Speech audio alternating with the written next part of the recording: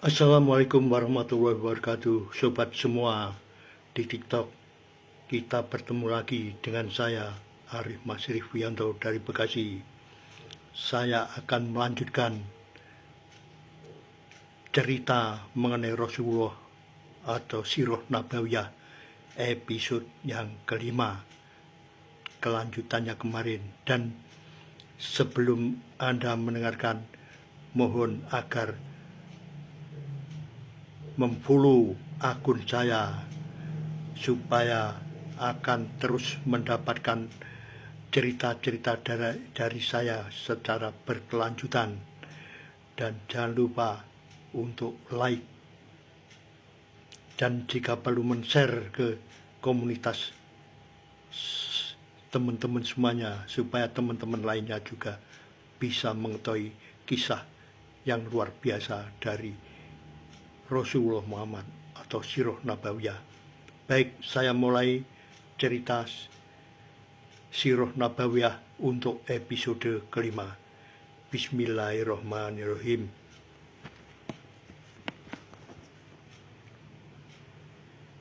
Bernazar.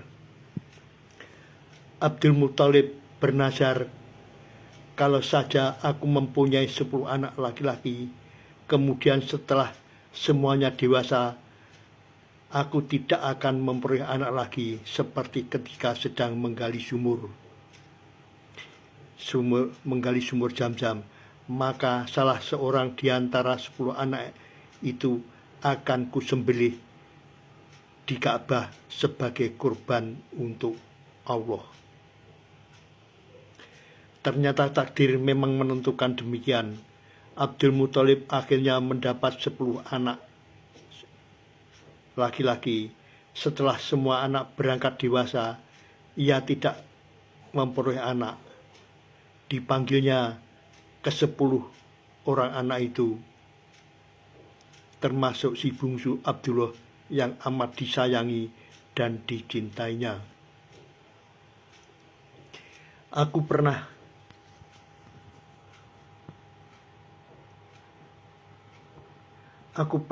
bernazar untuk menyembelih salah seorang di antara kalian jika Tuhan memberiku 10 anak laki-laki. Ke-10 anaknya terdiam. Mereka memahami persoalan itu.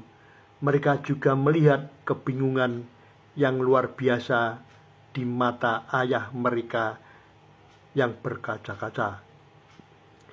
Namun aku tidak bisa menentukan siapa di antara kalian yang harus kusembelih. Oleh karena aku berniat memanggil juru kit untuk menentukannya. Di hadapan patung dewa tertinggi Ka'bah, juru kit atau anak panah meminta setiap anak menulis namanya masing-masing di antara kit. Kemudian ia mengocok anak panah tersebut di hadapan berhala Hubal Narna. Hubal, nama anak yang keluar adalah Abdullah atau putranya yang bungsu dan paling dicintainya. Melihat itu serentak orang Quraisy datang dan melarangnya melakukan perbuatan itu. Batalkan keinginanmu Abdul Muthalib. Mohon ampunlah kepada Hubal supaya kamu bisa membatalkan nazarmu.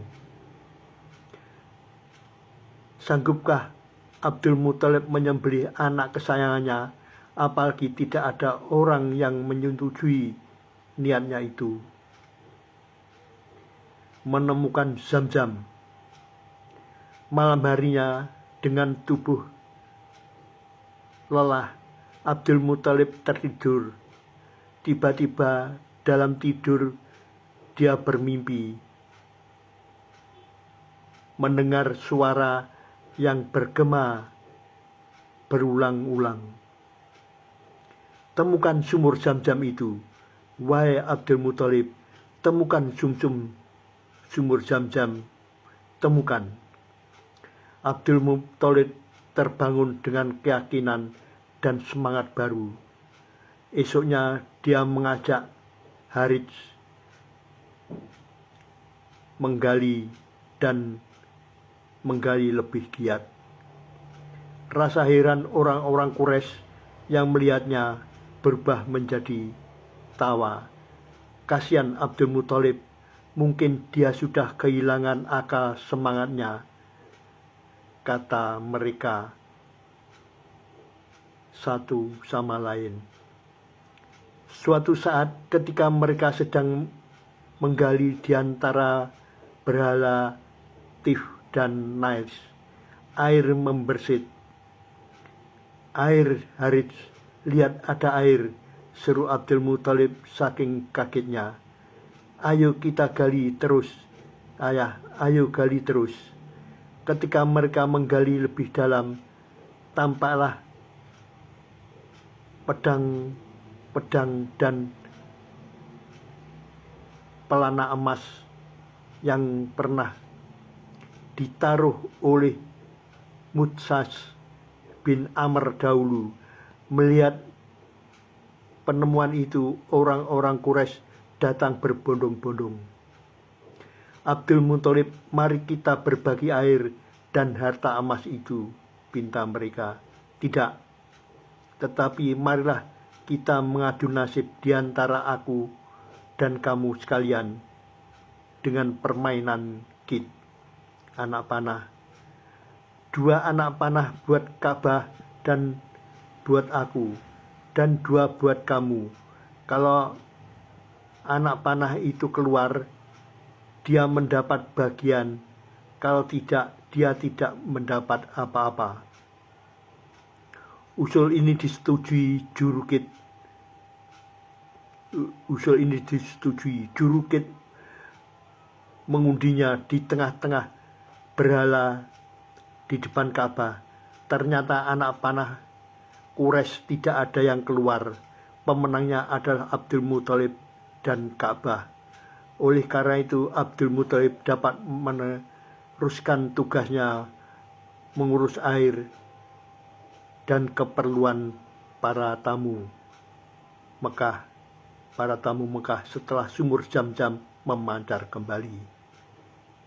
Mengingat beratnya tugas itu, Abdul Muthalib sangat ingin agar dia mempunyai banyak anak laki-laki yang dapat membantunya. Pedang dan pelana emas.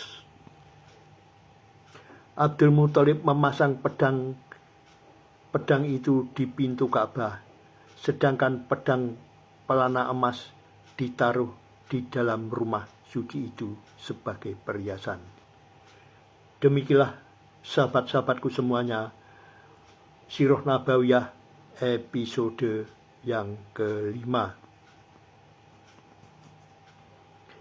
Kita akan lanjutkan lagi untuk episode berikutnya, yaitu ke-6 pada hari lain, insya Allah, hingga selesai di episode terakhir ke-160. Saya sampaikan cuplikan dari episode ke-6, yaitu mengenai tebusan 100 unta. Baik, kita akhiri sampai di sini dulu.